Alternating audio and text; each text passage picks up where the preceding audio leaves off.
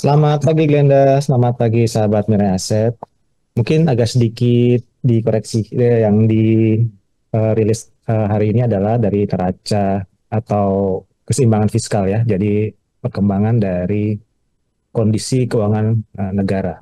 Next mungkin langsung di slide berikutnya. Ya, jadi sepanjang 4 bulan pertama di tahun 2024, jadi keseimbangan fiskal atau fiscal balance yaitu penerimaan pemerintah dikurangi dengan expenditure itu masih tercatat surplus.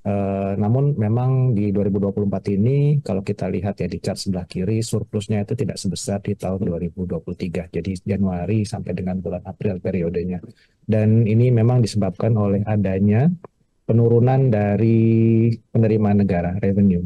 Dan sepertinya memang dengan kebijakan fiskal saat ini yang dilakukan oleh Menteri Keuangan itu cenderung prudence ya, di mana ketika revenue turun, spending itu dikurangi juga atau dikeluarkan secara cukup selektif dan targeted ya. Jadi kalau kita lihat di sebelah kanan terjadi penurunan dari sisi penerimaan baik dari total penerimaan maupun penerimaan pajak itu mengalami kontraksi ya sebesar minus 18,2, dan pemerintah juga harus melakukan semacam pengeluaran yang memang lebih ditargetkan ya, lebih selektif. Jadi memang ada penurunan menjadi ke 10,9% meskipun memang pertumbuhannya juga masih relatif cukup tinggi.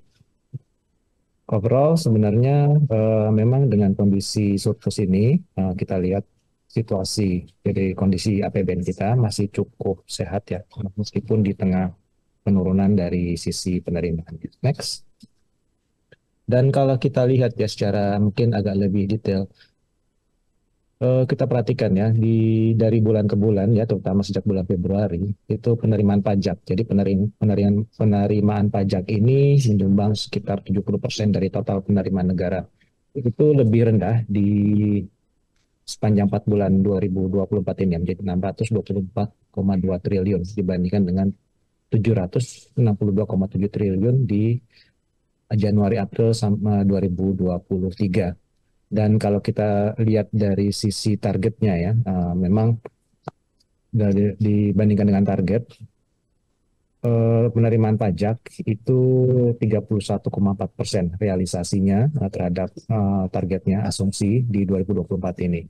Dan dibandingkan dengan di tahun 2023 itu jauh lebih rendah ya. Di 2023 capaian penerimaan pajak terhadap total targetnya itu sekitar 42%. Sementara kalau dari sisi expenditure, ya memang juga ada kenaikan, memang antara lain dikeluarkan terkait dengan pemilu ya, kebanyakan sepanjang 4 bulan pertama 2024 ini 591,7, dan secara total itu terhadap targetnya 24%. Sedikit naik ya dibandingkan dengan di realisasi di 2023 yang sebesar 23,3%. Next.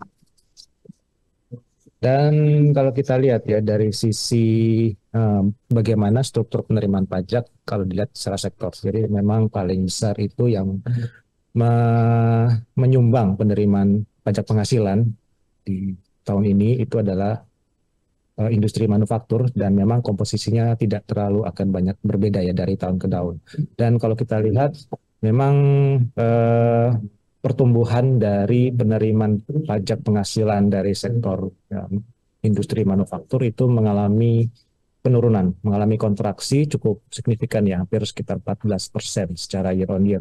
Dan hal ini juga mungkin ada pengajuan restitusi dari perusahaan-perusahaan di sektor tersebut ya, sehingga menyebabkan penurunan secara cukup signifikan. Dan kalau kita lihat penerimaan dari sektor pertambangan ya itu turun ya cukup signifikan, hampir lebih dari 60% atau sekitar 64% secara year on year.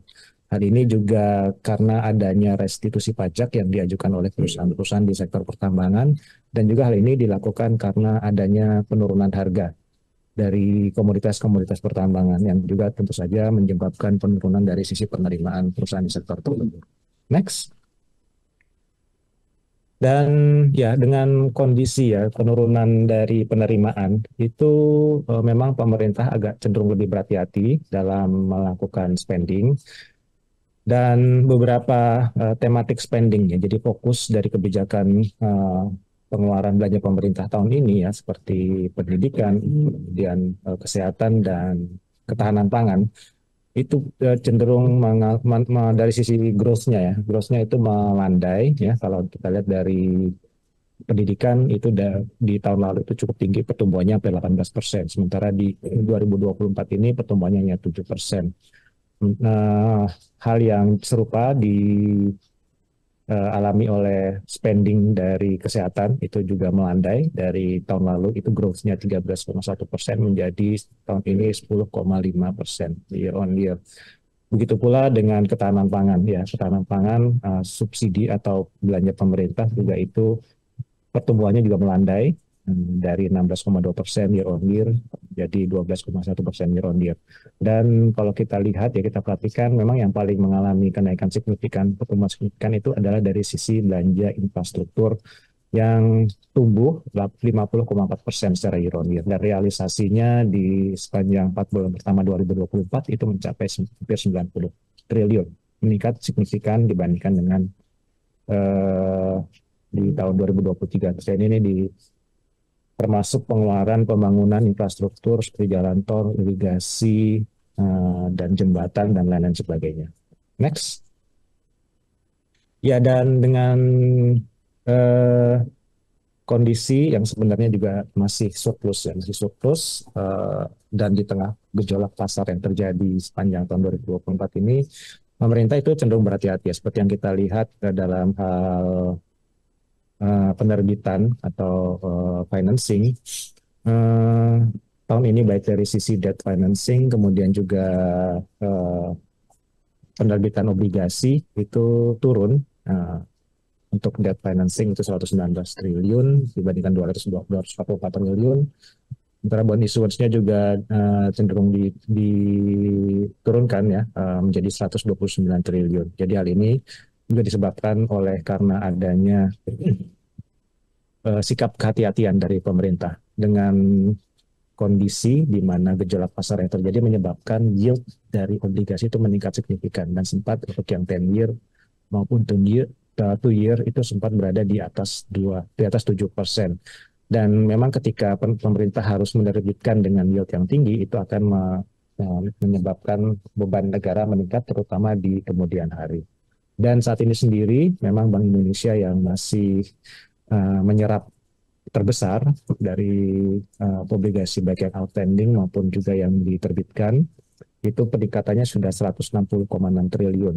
Sementara kalau kita lihat dari posisi investor asing itu masih secara year to date turun meskipun selama month to date itu sudah ada kenaikan, namun overall year to date juga masih mengalami penurunan signifikan. Dan kalau kita lihat ya salah satu investor utama di obligasi negara itu adalah perbankan. Tahun ini itu juga mengalami penurunan paling signifikan 161 triliun. Dan hal ini juga sepertinya disebabkan adanya peningkatan akselerasi dari pertumbuhan kredit.